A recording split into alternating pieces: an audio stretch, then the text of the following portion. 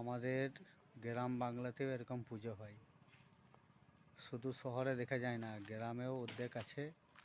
দেখো উপর দিকে তাকিয়ে দেখো, সব কি সুন্দর লাইটিং ব্যবস্থা।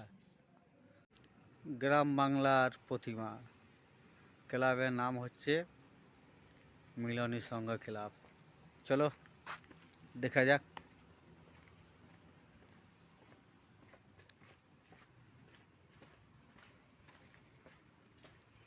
গ্রামেও আলোয় আলোকিত পুজো মণ্ডপ।